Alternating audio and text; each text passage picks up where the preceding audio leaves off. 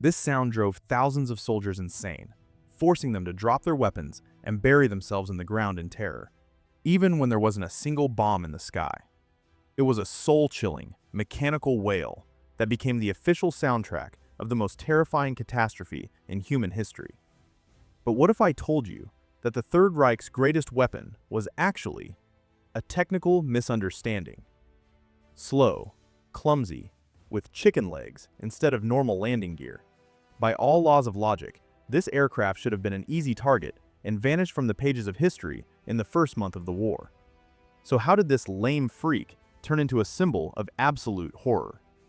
Today, we will tear the masks off the main legend of the Luftwaffe, the Junkers Ju-87 Stuka. Secret bases in the USSR.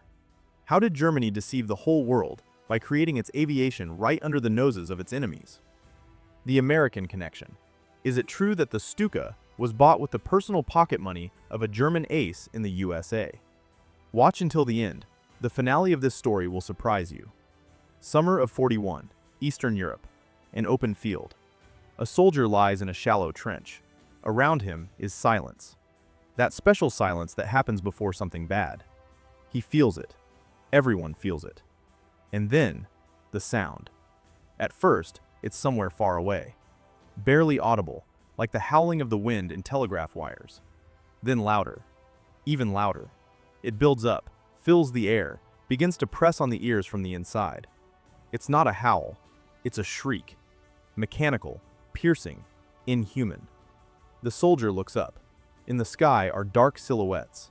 They are diving, directly at him. Instinct shuts down the mind in a fraction of a second. The body presses itself into the ground. Fingers grip the edges of the trench.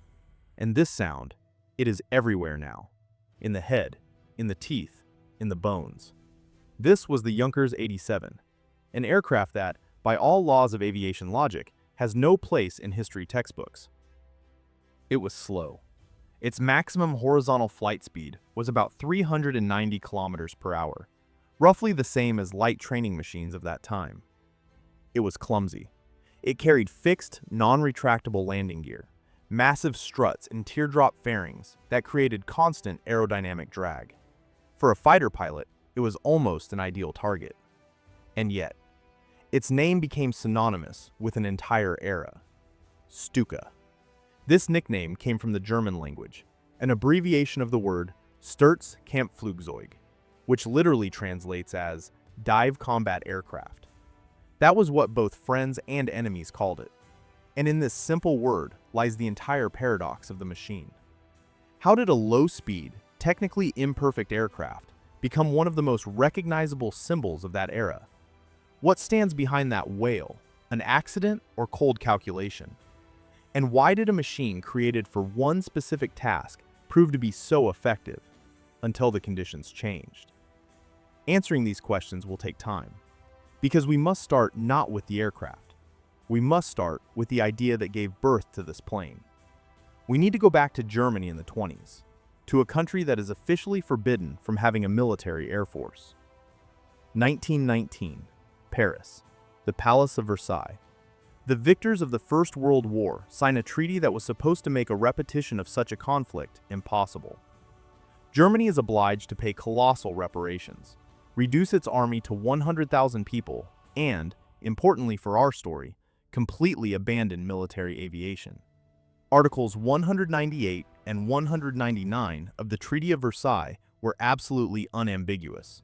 No military aircraft, no airships, no aviation industry for the needs of the army. The ban was total. But it failed to account for one thing: human ingenuity. German aviation specialists began to do exactly what any smart person does under strict restrictions. They began to look for workarounds. From 1925 to 1933, a German flight school operated secretly in the Soviet city of Lipetsk. Officially, nothing like it existed. In fact, dozens of German pilots underwent training there, and new aircraft designs were tested. The Treaty of Versailles was alive on paper.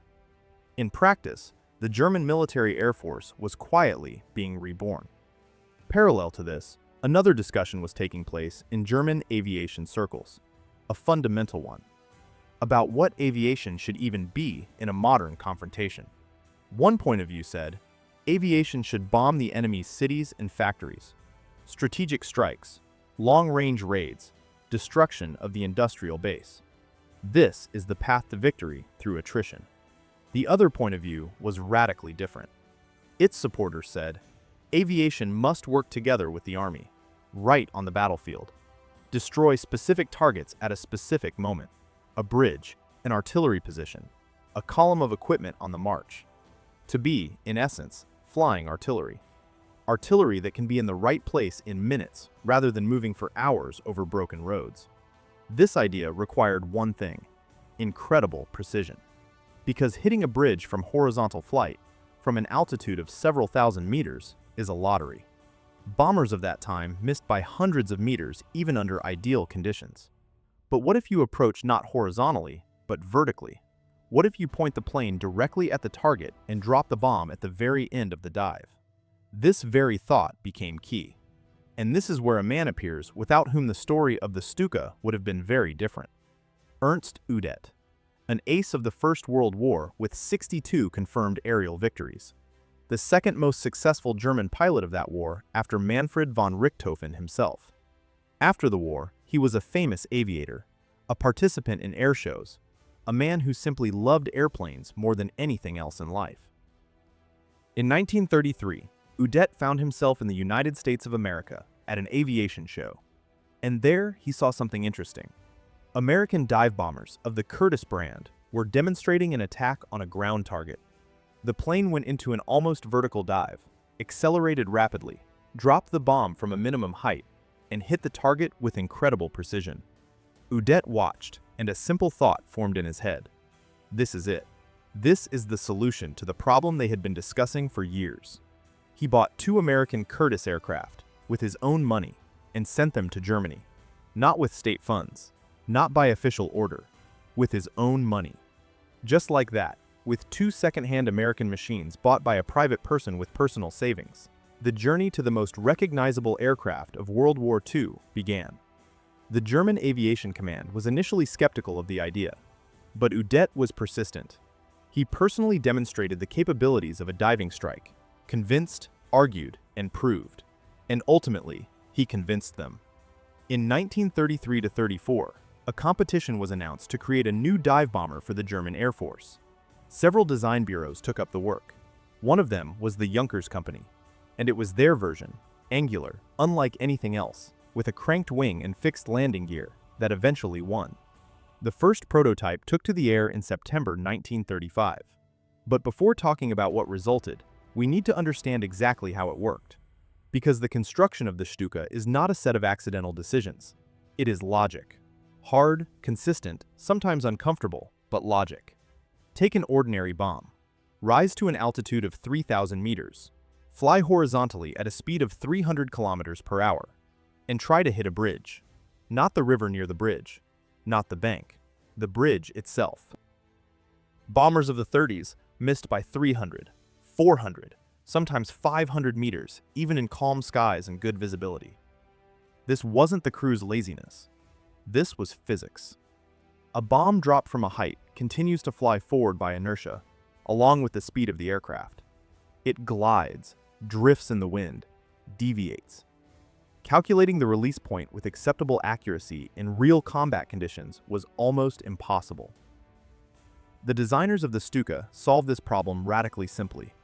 They removed horizontal flight from the equation.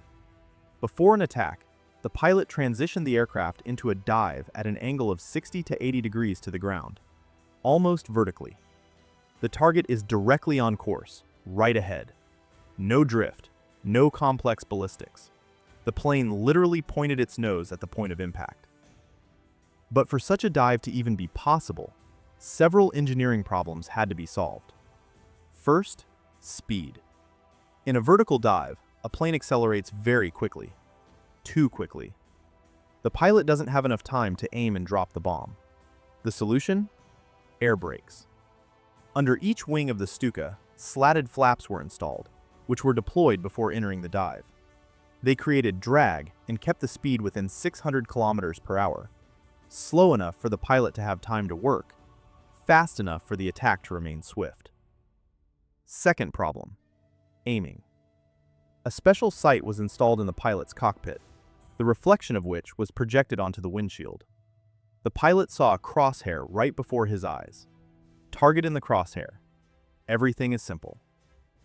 The result of this approach was a hit accuracy within a circle with a diameter of about 30 meters. 30 meters. That is the length of a standard 5-story building. For aviation of the 30s, this was fantasy. The third problem was the most serious: pulling out of the dive. At an angle of 70 degrees and a speed of 600 kilometers per hour, the plane needs to be brought back into horizontal flight. This creates a load, a strong load, up to 6 units of freefall acceleration. 6 Gs means the pilot's body at that moment weighs 6 times more than usual. Blood rapidly leaves the head for the legs. A person loses consciousness. This happened regularly. The pilot dove, aimed, dropped the bomb, and blacked out at the most critical moment. The plane continued to fly without control. Engineers solved this problem elegantly. An automatic pull-out device was built into the design. The principle was simple. At a set altitude, usually around 500 meters, the instrument recorded flight parameters and automatically deflected the elevators, bringing the aircraft into horizontal flight. If the pilot lost consciousness, the machine saved itself. And the pilot, too. This was 1936. Automation in military aviation was a rarity. And here was a serial solution that literally pulled a blacked-out person out of a dive. Now, separately about the landing gear.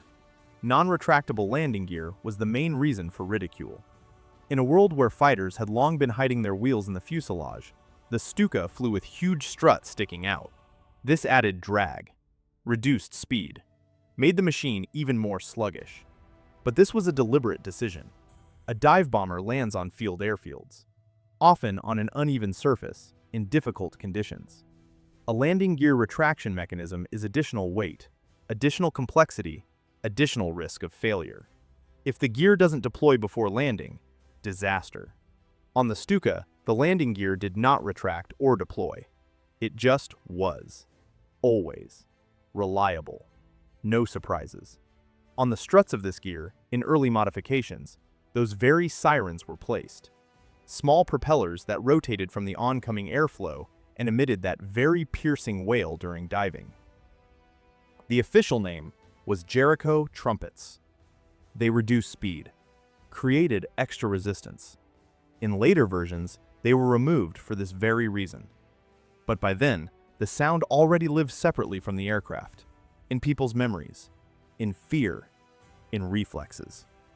The Stuka passed its test in real combat, not in Poland and not in France. Earlier, several years earlier, in a country where its own, separate, terrible history was unfolding.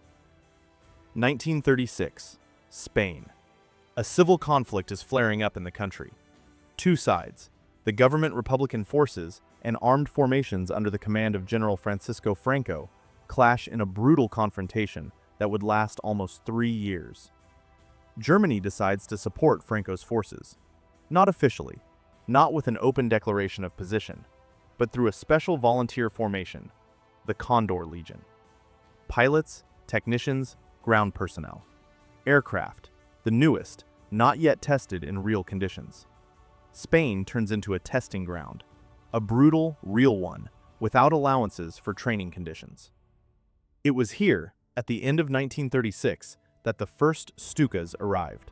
There were few of them, about 5 machines, an early modification of the Junkers Ju-87, the first production version with a Junkers Ju-210 engine of 600 horsepower. Not the most powerful motor, not the most refined design, but combat conditions, real targets, real anti-aircraft fire. The combat debut proved modest. The Stukas in Spain performed relatively few sorties. The Republican aviation had modern Soviet Polikarpov 116 fighters, nimble, fast, well-armed machines. In an open clash with them, the sluggish dive bomber stood no chance. This was the first lesson, an important one, but not the main one. The main lesson came unexpectedly. In one of the first combat sorties, a Stuka pilot was approaching enemy positions in a steep dive. The sirens on the landing gear struts, those very Jericho Trumpets, were emitting an escalating howl. When observers from Franco's forces later reported on the results of the attack, they noted a strange thing. Republican soldiers abandoned their positions even before the first bomb fell. They just heard the sound and retreated. German officers first thought it was an accident, then a coincidence, then a pattern. The sound worked. Moreover, it worked even when the plane attacked a completely different sector. Neighboring units hearing the howl in the distance also lost discipline. People could not control the instinctive reaction to this rising, piercing, mechanical moan from the sky. This discovery changed the attitude toward the Stuka cardinally. The aircraft was reimagined, not just as a precise instrument of strike, but as a psychological tool. A machine that broke the enemy even before the explosion. Here, it is important to mention one common misconception. In April 1937, the Condor Legion's aviation struck the city of Guernica in northern Spain. This episode is often linked specifically to the Stukas. This is incorrect. The strike on Guernica was carried out primarily by horizontal bombers, the Heinkel 111 and Dornier 17, as well as Messerschmitt 109 fighters with suspended weaponry. The Junkers Ju-87 either did not participate in that specific raid at all, or participated to a minimal degree. Historical documents of the Condor Legion confirm this. The Stuka in Spain did something else. It proved the concept itself. A precision strike on a specific object, a bridge, an artillery position, a stronghold, was possible with an accuracy unavailable to horizontal machines. And simultaneously, it exposed the main condition for its existence: without air superiority, without fighter cover, without the ability to calmly enter a dive and pull out of it, the Stuka became easy prey. 5 machines. Several dozen combat sorties. 2 conclusions that determined everything further. First, a dive bomber can solve tasks that are unavailable to any other type of aircraft. Second, it survives only where it has no worthy opponent in the air. The German command heard the first conclusion. The second, they preferred to put aside for now. This decision would come back to haunt them later, but not immediately. First, there would be Poland, and what happened there in September 1939 would make the whole world talk about the Stuka as something fundamentally new. September 1st, 1939, 5 in the morning, the Polish border. German ground columns crossed the border from several directions simultaneously. Thus begins what will go down in history as Blitzkrieg, a lightning-fast offensive built on speed, surprise, and the interaction of different branches of troops in a single fist. In the air at this moment are about 360 Stukas, the modification Junkers 87B, equipped with a more powerful Junkers Ju-87 211 engine of 1,200 horsepower. Compared to the Spanish version, this is a different machine, longer ranged, faster, more reliable. The Polish Air Force by this time has already been partially destroyed right on the airfields by horizontal bomber strikes. Where they still resist, Messerschmitt fighters deal with them. The sky over Poland is open, and the Stukas begin to work exactly as they were created, like a scalpel. The first hours of the offensive, strikes on communication hubs, telephone exchanges, radio centers, staff buildings. The Polish command loses the ability to receive information and give orders. The army begins to go blind. Then, bridges. Crossings over the Vistula, Varta, Narew, key arteries for transferring reserves. The Stukas worked on bridges with surgical precision that remained unavailable to horizontal bombers. When a bridge is destroyed, reserves do not arrive on time. When reserves do not arrive, there is no one to close the breached front. The gap widens. The advancing columns go forward. It was in Poland that what can be called the Stuka formula finally took shape. Scouts on the ground, in forward units, contacted aviation liaison officers directly via radio. They passed the strike request to the dive bomber wing. The Stukas took off, received target designation, struck, and returned to the airfield. From the request to the first bomb dropped, sometimes less than an hour passed. For comparison, to move artillery to a new position along broken Polish roads in autumn '39 conditions, hours were required. Sometimes days. The Stuka did the same in minutes. The Polish campaign took 36 days. This does not mean everything went smoothly. Polish pilots fought desperately and skillfully. Polish anti-aircraft artillery shot down many machines. The Stukas suffered losses, but in conditions where German fighters controlled most of the airspace, dive bombers could work. And they worked. And then there was France. May 10th, 1940. German columns strike through the Ardennes forest, a mountainous forest massif on the border of Belgium, Luxembourg, and France, which the French command considered impassable for large armored formations. That is why there were a minimum number of defensive lines there. German armored columns passed through the Ardennes and reached the Meuse River near the city of Sedan. Here, the river had to be forced. Here, French artillery could stop the crossing. The Stukas worked over the crossing at Sedan almost continuously for several hours. Wave after wave. Dive, drop, pull out, turn, dive again. French gunners could not conduct aimed fire. They hid in shelters, waiting out the attack. While they hid, German sappers set up the crossing. Armored vehicles went to the other bank. The breakthrough took place. And here is that very moment I want to tell you about separately. The French officer, Pierre Lilian Marie Bilot, commander of an armored formation, later described an episode that occurred during the retreat on a road south of Sedan. A column of equipment, several hundred units, was moving along an open road. Stukas appeared in the sky, not over the column, to the side, far away, clearly attacking another target somewhere on the horizon. But their howl was heard. Rising, familiar, that very sound. The column stopped. Drivers left the machines. Part of the personnel scattered in the roadside bushes. No bombs ever fell on this column. The planes went in another direction. But the road was blocked for several hours, simply because people heard the sound and the body reacted before the mind could evaluate the threat. This is what made the Stuka a phenomenon. Not just a precise machine, a machine whose sound was an independent tool of impact. France surrendered on June 22, 1940. 46 days from the start of the active phase of the offensive. It seemed the formula had found its ideal application. It seemed the Stuka was invincible. But the next test was completely different. Not the fields of Poland, not the forests of the Ardennes.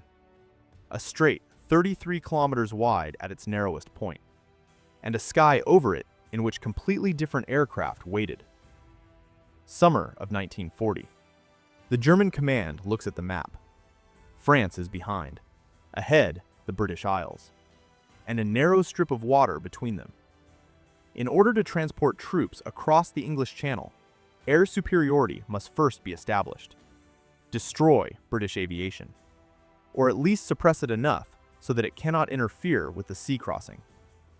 Thus began what went down in history as the Battle of Britain, and the Stukas went there along with everyone else.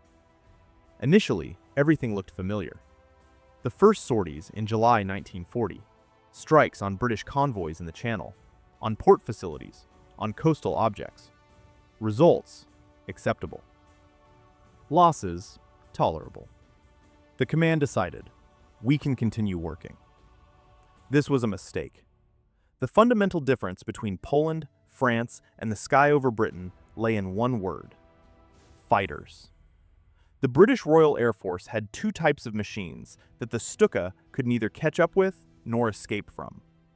The Hawker Hurricane, speed about 528 kilometers per hour.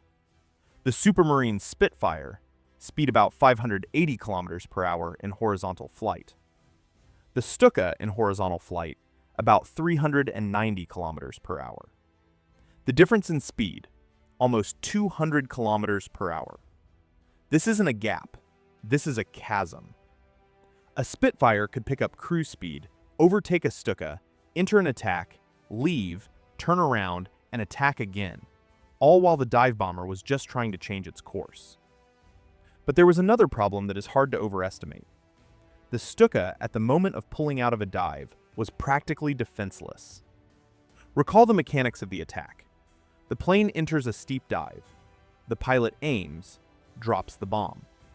Automation or the pilot manually begins the pullout into horizontal flight. This moment, pulling out of the dive, takes several seconds. In these seconds, the plane follows a predictable, almost unchanging trajectory. It cannot dodge sharply. It cannot accelerate. It is just pulling out of the dive. For an experienced fighter, this was a gift. British pilots very quickly learned to wait for exactly this moment. August 18, 1940. This day was named the hardest day of the Battle of Britain by the number of losses on both sides. On this day, several groups of Stukas attacked British airfields and objects on the southern coast of England. British fighters intercepted them before they reached their targets. Out of 28 Stukas in one group, 16 were shot down in a few minutes. Several more received serious damage. 16 out of 28. More than half the group in one sortie. For comparison, in Poland, for the entire 36-day campaign, the Stuka wings lost about 31 machines in total. Here, 16 in one day. A few days after this episode, the German command made a decision that was a de facto admission of a limit. Stukas were being withdrawn from operations over Britain. Officially, this was presented as a temporary measure. Regrouping. Change of tactics. In fact, a dive bomber without reliable fighter cover over territory where the enemy controls the air could not survive. Spain gave this conclusion as a warning. Britain turned it into a sentence. But here, it is important not to fall into the temptation of a simple explanation. The Stuka did not become a bad machine. It did not become obsolete in a few months. It simply found itself in conditions it wasn't created for. Blitzkrieg worked as long as the enemy didn't have time to build a full-fledged interception system. Over Britain, this system existed. Radar stations all along the coast, organized fighter patrols, rapid transmission of information about approaching groups. The Stuka could do a lot, but it could not fly fast. And in the sky over Britain, that decided everything. Conclusions were made. Some of them. Because just a year later, the Stuka was again on the main direction, on the largest theater of confrontation in human history. And initially, again in conditions that seemed ideal for it. June 22, 1941. 4 in the morning. The eastern border. Several hundred German planes depart to the east even before dawn. Their targets, Soviet airfields. Strikes are carried out simultaneously on dozens of objects all along the line from the Baltic Sea to the Carpathians. Soviet aircraft stand in dense rows on the flight fields. Not dispersed, not hidden in revetments, just in rows, wing to wing. By the end of the first day, the Soviet Air Force had lost, by various estimates, about 1,200 machines. Most not in the air, on the ground. The sky in the east opened, and the Stukas entered it like they had never entered anywhere before. There were about 900 of them on all directions at the start of the offensive. 3 air fleets. Modification Junkers 87B, and already appearing by that time, Modification Junkers 87D, with a Junkers Ju-87 engine of 1,400 horsepower. They worked from dawn until dark. Crossings over the Bug, Prut, Western Bug, railway hubs, Brest, Grodno, Lviv, accumulations of equipment on the roads, artillery positions, command posts. Pilots made 4, 5, 6 sorties a day. This is at the physical limit of human capability. Takeoff, diving, landing, refueling, takeoff again. And so in a circle. The results were staggering. At the city of Dubno, a crossing through which reserves were supposed to go was destroyed. Columns of Soviet tanks, already ready for a counterattack, stopped on the eastern bank of the river and suffered losses under continuous strikes from the air, having no opportunity to enter the battle. Near Kiev, Stukas worked on bridges over the Dnieper during the critical days of August and September 41. when every crossing was a matter of life for entire army groups. It seemed Poland and France were repeating on an enlarged scale. But by the end of 1941, signs of change began to appear. Soviet pilots were learning, quickly, brutally, paying a very high price for every lesson, but they were learning. New types of fighters, the Yakovlev Yak-1 and Lavochkin, Gorbanov, Gudkov, 3rd Series, were already showing characteristics in 41 under which an encounter with a Stuka without cover became extremely dangerous for it. And in 1942, the Lavochkin Law 5 began to arrive at the front. Speed, about 600 kilometers per hour. Armament, 2 SHVAK 20mm aircraft cannons. High maneuverability at low altitudes, exactly where the Stukas worked. This was already a fundamentally different threat. And by mid-1942, among dive bomber pilots, an unspoken, nowhere written, but known to all order spread. Without fighter cover, do not take off. Not a command order, not an official instruction. An unspoken rule born of losses, from what happened to groups that went on a mission without cover and did not return in full force. A machine that for 2 years worked in almost any conditions now needed protection. 1943 brought the final turning point. The Kursk Bulge, July 43, the largest tank battle in history. The Soviet Air Force acts organizedly, massively, with a clear system of interaction between ground units and aviation. Stukas in these conditions suffered losses that are incomparable to the first months of the offensive in the east. Wings that in 41 performed several hundred sorties a week now struggled to complete tasks, even with fighter escort. The era of the Stuka's unpunished dominance over the battlefield was ending. But among all this, among the losses, retreat, and fading of former power, one person continued to fly. Again and again, day after day, more than anyone else in the history of military aviation. His story is worth a separate conversation, because it is almost impossible. There is a figure I want to name right now. 2,530. Remember it, because further I will explain what it means. And the longer I explain, the more incredible it will seem. 2,530 combat sorties. This is an absolute record in the history of military aviation.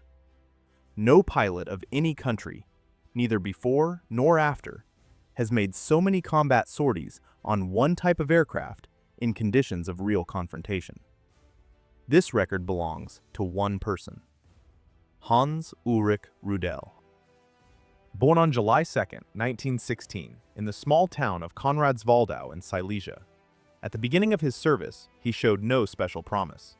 His first results in flight training were very mediocre.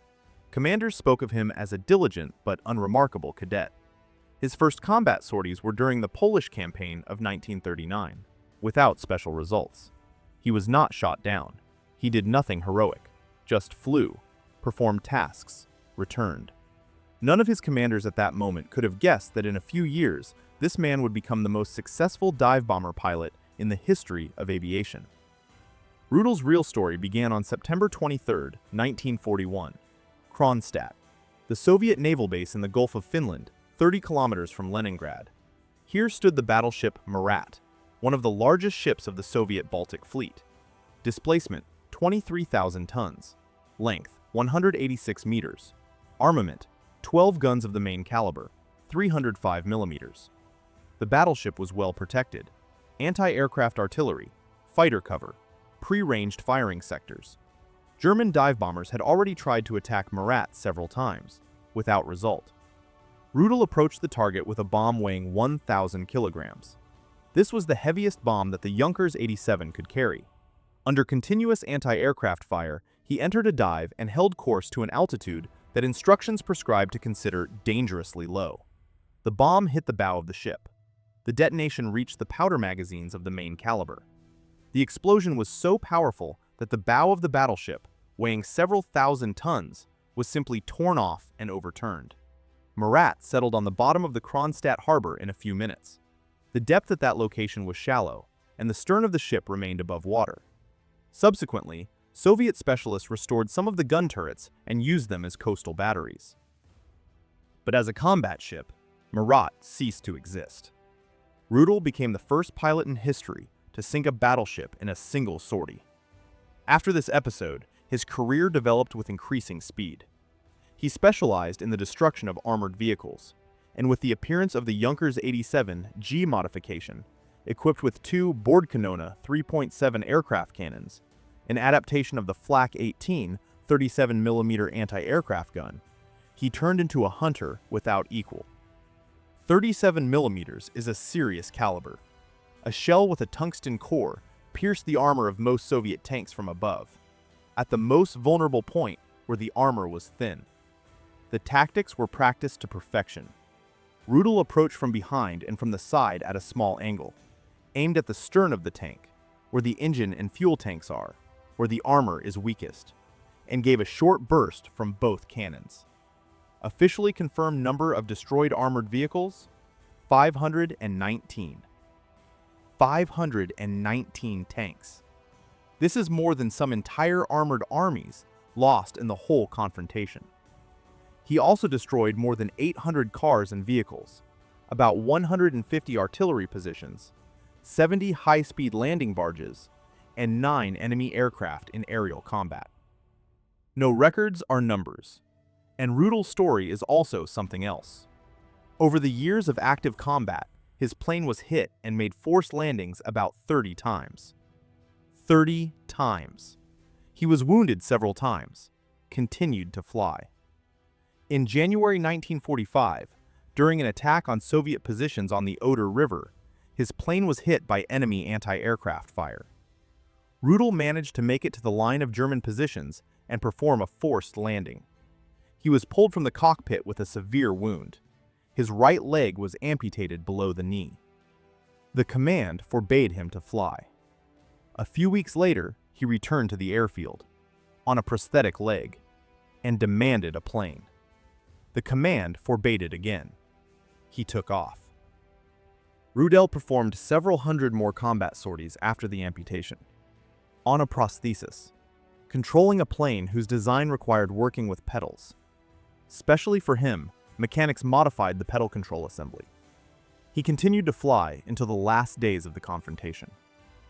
On May 8, 1945, he flew his plane to an airfield in the American occupation zone in Austria and surrendered to American troops. During his service, Rudel was awarded the highest military decoration of the German armed forces, the Knight's Cross with golden oak leaves, swords, and diamonds. This was a specially instituted award. Before Rudel, and after him, no one received it. Not a single person in the German armed forces for the entire duration of the Second World War. Rudel was an exception. Living proof that the Stuka was still capable of fighting, if there was a master at the controls who refused to recognize the limits of the possible. But one man, even such a one, could not stop what was happening to the very concept of the machine. While Rudel was flying, engineers and commanders were already asking themselves an uncomfortable question. If the Stuka survives only in the hands of 1 in 1,000, what to do with the other 999? The answer already existed, and it was recorded in the technical documentation under the index Junkers Ju-87 G, the last attempt to be reborn. 1942. The German command looks at the map of the Eastern Front and sees what it sees there more clearly with every month. Soviet armored formations are becoming the main force on the battlefield. T-34 tanks and KV-1 heavy tanks change the character of the confrontation. Field artillery does not always manage to take a position where it is needed, and when it is needed. Infantry without armored support suffers catastrophic losses when encountering Soviet tank wedges. A tool is needed. Precise, fast. Capable of appearing over the right square in minutes and destroying an armored target before it breaks the line. Again, flying artillery, but now with a fundamentally different task. Not a bridge, not a crossing, not a command post, a tank. Hitting a tank from the air is a task of a completely different level. A bridge is stationary, large, you won't miss it.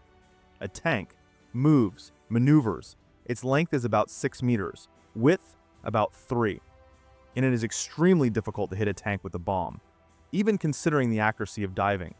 A direct bomb hit on an individual unit of armored vehicles on the battlefield is the exception rather than the rule. Another solution was needed. Engineers turned to the experience of Rudel himself and other pilots experimenting with cannon armament on the Stuka. If a bomb is too imprecise for hitting a tank, a cannon is needed. Powerful enough to pierce armor, precise enough to hit a target size 3 by 6 meters from a distance of several hundred meters. The choice fell on the Flak 18 anti-aircraft gun of 37mm caliber. This was not an aircraft cannon. This was a ground anti-aircraft gun adapted for suspension under the wing of an aircraft. Each container with a gun weighed about 290 kilograms. 2 containers under the left and right wings. Total additional load, about 580 kilograms.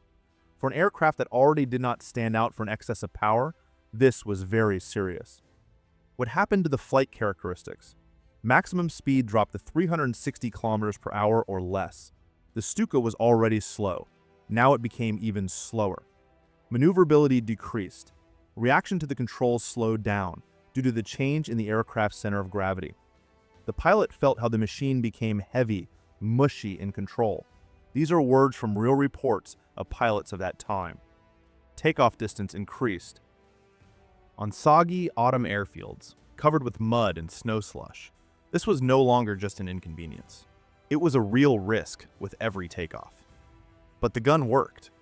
A 37mm caliber shell with a tungsten core, upon hitting the upper part of the tank hull or the engine compartment, pierced armor with a thickness of 30 to 45 millimeters. The top armor of most Soviet tanks of that period was 15 to 30 millimeters. This meant penetration was practically guaranteed with a precise hit from above. Exactly from above. Here was the key tactical idea. Any tank is designed so that the thickest armor is in the front and on the sides. That is where it exposes itself to the fire of anti-aircraft guns. From above and from behind, the armor is significantly thinner. Designers saved weight. A shell from the ground cannot come from above. It flies horizontally. But a shell from the air can. Rudel and other pilots who mastered the hunt for armored vehicles approached the target from behind and slightly from the side, at a shallow descent angle, about 10 to 15 degrees. They aimed at the stern. There, the engine. Fuel tanks. There, thin armor.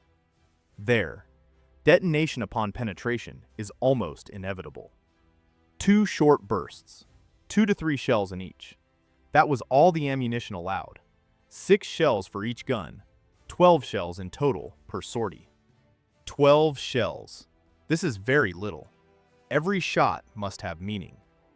That is why hunting tanks was the domain of the best. Pilots with exceptional precision of eye, capable of estimating distance, target speed, wind, and approach angle in seconds, and pressing the trigger at the right moment. For an ordinary pilot of average training, this was too difficult. The Junkers Ju-87 was produced from 1942. A total of about 210 machines of this modification were produced. Not many. Very few by the standards of a confrontation in which tens of thousands of aircraft participated on both sides. This is indicative in itself.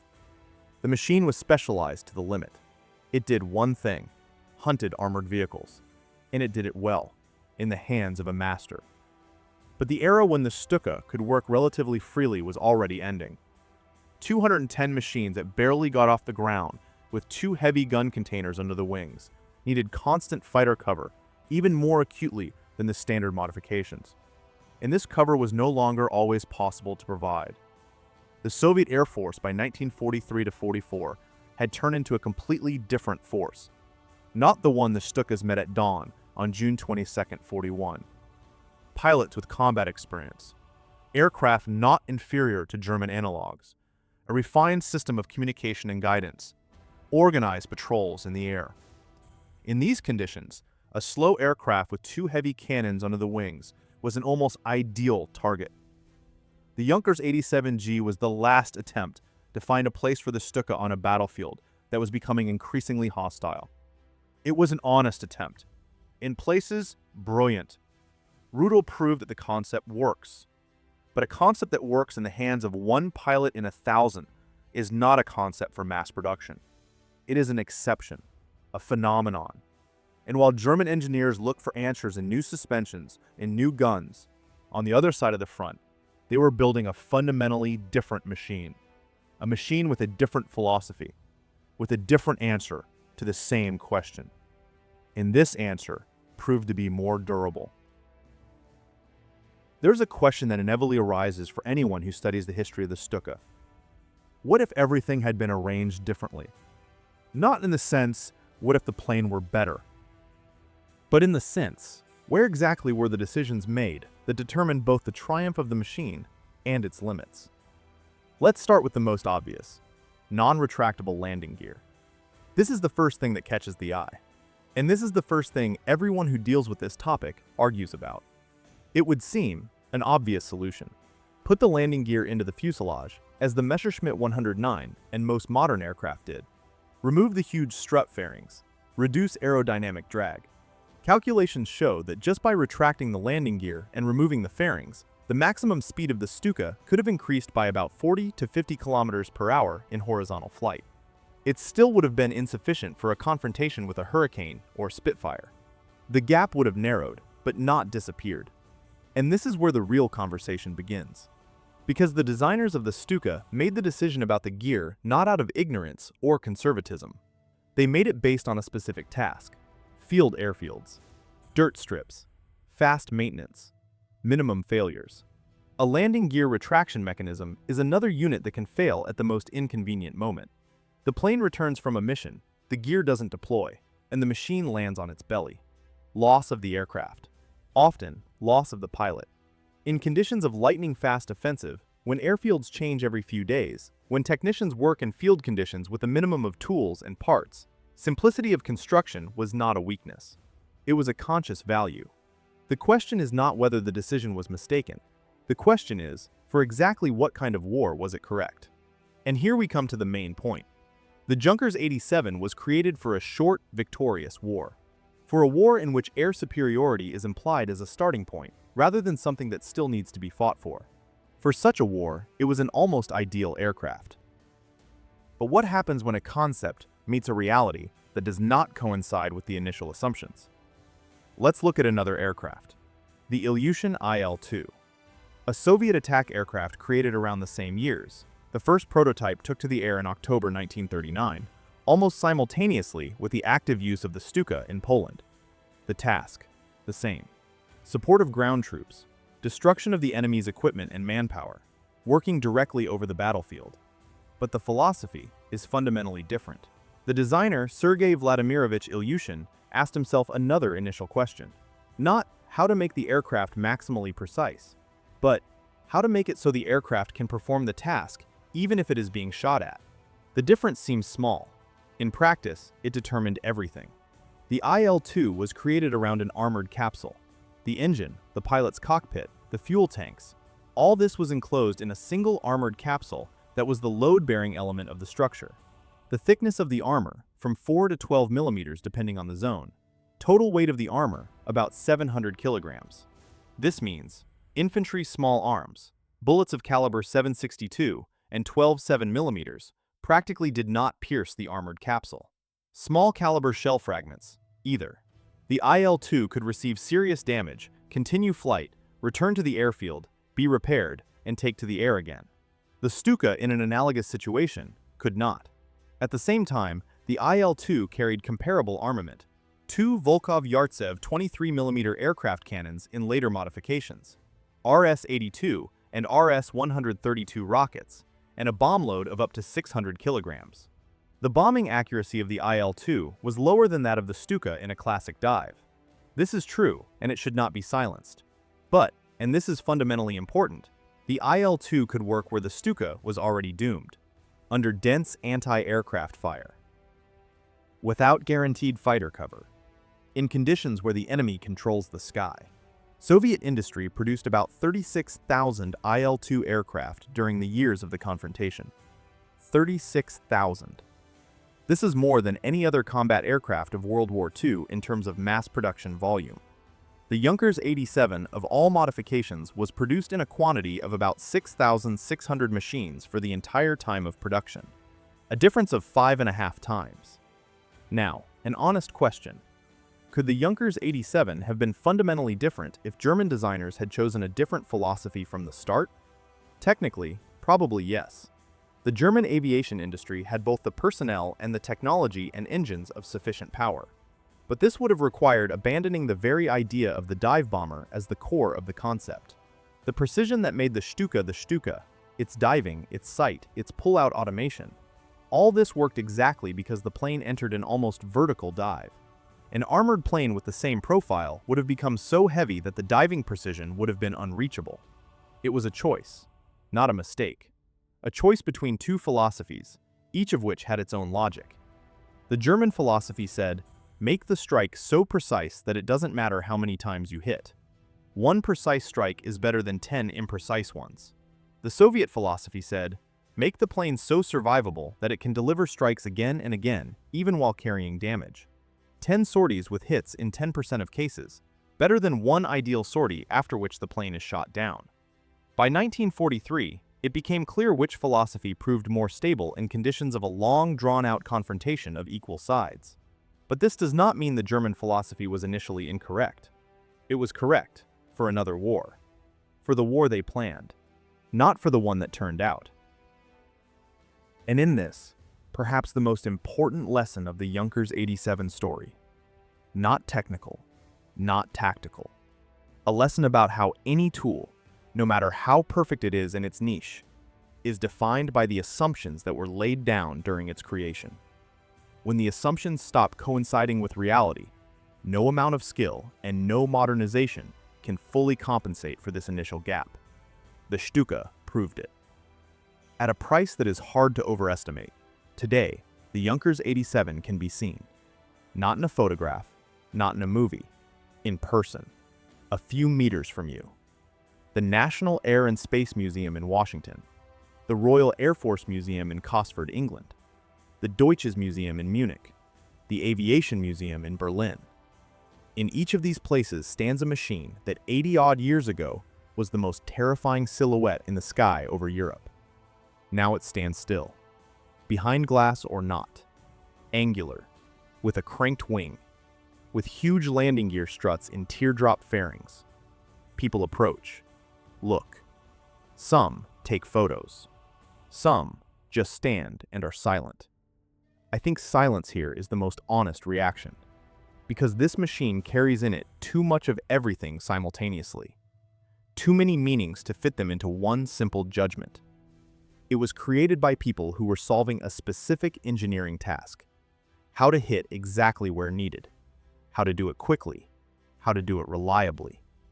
And they solved this task brilliantly. By the standards of their time, almost flawlessly. Air brakes stabilizing the dive. Pull-out automation saving a blacked-out pilot. A sight projected directly onto the windshield. Accuracy within 30 meters. Unreachable for any horizontal bomber of the era. It was an engineering triumph. And simultaneously, a machine whose sound became, perhaps, the most recognizable sound of the entire 1939 to 45 confrontation. The wail of the Jericho Trumpets. Here is what is interesting about this sound. Filmmakers used it for decades after the end of World War II, in films where the action took place in completely different places and at a completely different time. Because it worked. It continued to work, even on the screen. Even when the viewer knew for sure that it was a recording, that it was a movie, that there was no plane overhead. This rising mechanical howl hit somewhere deeper than the rational, in that part of the nervous system that doesn't read subtitles and doesn't look at context. This is, perhaps, the most precise definition of what the Stuka was in its time. Not just a plane, a psychological phenomenon that existed separately from metal, engine, and wings. Now about the legacy. The concept of precision, that is, high precision, strike from the air on a specific small-sized target, which the Stuka embodied, did not disappear along with the machine itself. It evolved. Modern systems of high-precision guided aviation weaponry, laser and satellite guidance systems that today allow hitting a target with a deviation of a few meters, are direct heirs to that same idea. Not in construction, in meaning. The idea that aviation should not just bomb an area, but hit a specific object. It was this idea that Ernst Udet defended in 1933, bringing 2 American planes with his own money. Then, the only way to realize this idea was to point the nose of the plane directly at the target and enter an almost vertical dive. Today, for this, you don't need to dive. You don't need to risk a pilot. You don't even need high speed. But the principle is the same. The Stuka was the first mass, serial, practically applied answer to the question, how to hit where you need to and not where you happen to. This is worth remembering. And finally, about Rudel. After the end of the confrontation, he lived a long life, until 1982. Worked, wrote books about flying skills. His biography remains a subject of difficult conversation in historical circles to this day, precisely because he was simultaneously the most successful dive bomber pilot in history and a man with very controversial post-war views. This contradiction is not resolved simply, and it should not be resolved simply. History rarely offers us clean images and unambiguous evaluations. The Junkers 87, likewise. It was a machine created for a specific doctrine. A doctrine of lightning-fast, swift, victorious offensive. As long as the doctrine worked, the Stuka worked too. When the doctrine collided with the reality of a long, drawn-out confrontation between equal sides, the Stuka exposed all its limits. This doesn't make it a bad plane. It makes it a precise mirror of the assumptions that were laid down in its creation. A mirror, and a lesson. The Stuka did not have time to change quickly enough, but that sound, it remained. Rising, piercing, mechanical. This was the Stuka, the Junkers 87, the most recognizable silhouette in the sky over Europe 80 years ago. Thank you for watching. See you soon!